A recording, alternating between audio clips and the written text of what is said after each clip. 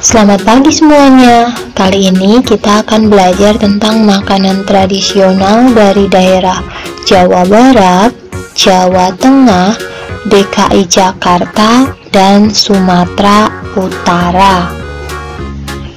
Kita mulai saja ya. Kita akan mempelajari makanan tradisional dari Jawa Barat. Nah, untuk yang pertama, makanan tradisional dari Jawa Barat adalah peyem atau tape. Peyem atau tape menggunakan bahan dasar singkong. Ada juga yang menggunakan bahan dasar beras ketan. Nah, cara pembuatannya cukup sederhana. Pertama, beras ketan, kemudian dengan singkong itu dimasak sampai matang, kemudian dibiarkan sampai dingin dan dicampur dengan ragi. Nah, bahan ini kemudian dibungkus atau dimasukkan ke dalam tempat yang tertutup, dibiarkan selama kurang lebih 3 hari. Dan setelah 3 hari kita bisa mulai menikmatinya. Rasanya antara manis dan asam. Makanan tradisional yang kedua dari Jawa Barat adalah dodol. Dodol yang cukup terkenal adalah dodol Garut dari daerah Garut. Nah, untuk membuat dodol ini memerlukan waktu yang lama dan membutuhkan keahlian khusus. Adapun bahan utamanya adalah santan kelapa, tepung ketan, gula pasir, gula merah, dan garam. Dodol biasanya menggunakan bahan tambahan yang nanti akan menentukan warna dan rasa. Makanan tradisional yang ketiga dari Jawa Barat adalah wajit. Wajit ini sebenarnya banyak ditemukan di daerah-daerah lain di seluruh Indonesia. Ada ciri khas dari wajit dari daerah Jawa Barat, yaitu menggunakan kulit buah jagung. Nah, wajit yang seperti ini disebutnya wajit Cililin karena berasal dari daerah Cililin. Bahan dasar untuk pembuatan wajit adalah tepung ketan, kelapa, dan gula. Berikutnya kita akan mempelajari makanan tradisional dari daerah Jawa Tengah. Dari Jawa Tengah kita mengenal lumpia atau lumpia. Lumpia ini sejenis gorengan yang dibungkus dengan lembaran tepung gandum. Lumpia biasanya berisi rebung, telur, daging, atau sayuran.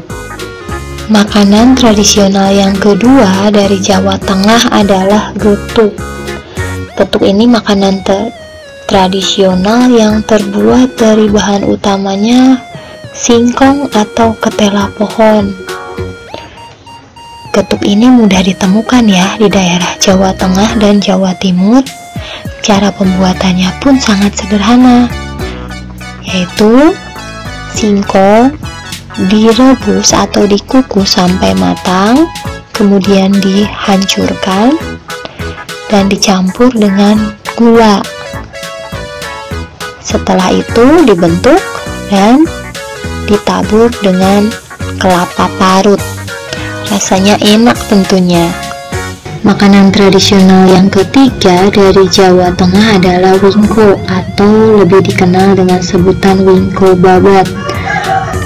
Makanan ini terbuat dari kelapa muda, tepung beras ketan, dan gula. Wingko sangat terkenal di pantai utara Pulau Jawa. Berikutnya kita akan mempelajari makanan tradisional dari DKI Jakarta, ibu kota negara kita. Yang pertama adalah kerak telur. Kerak telur merupakan makanan khas dari DKI Jakarta. Bahan-bahannya yaitu beras ketan putih, telur ayam, ebi yang disangrai kering, bawang merah goreng, kemudian ada kelapa, ada cabai merah, kencur, jahe, merica butiran, garam, dan gula. Banyak ya bahannya. Tentu saja enak juga rasanya. Makanan tradisional yang kedua dari DKI Jakarta adalah ketoprak. Ketoprak ini menggunakan bahan ketupat yang diberi bumbu kacang tanah seperti pecel dan gado-gado. Kalian tentu pernah ya makan pecel atau gado-gado. Nah, ketoprak ini disajikan dengan sayur toge, kemudian bisa dengan kerupuk, ada bihun, bisa juga ditambah telur, tergantung selera. Berikutnya kita akan mempelajari makanan tradisional dari Sumatera Utara. Dari Sumatera Utara kita mengenal arsik atau lebih dikenal dengan sebutan ikan mas bumbu kuning. Ciri khas dari arsik ini adalah dalam penyajiannya biasanya sisiknya tidak dibuang. Makanan tradisional yang kedua dari Sumatera Utara adalah saksang. Saksang ini merupakan makanan tradisional yang terbuat dari daging babi, daging anjing, atau kerbau. Daging ini akan dicincang dan diberi bumbu rempah-rempah dan santan. Nah, saat memasak, ada juga yang mencampurkan darah dari hewan itu pada masakan ini. Makanan tradisional yang terakhir yang akan kita pelajari adalah lampet.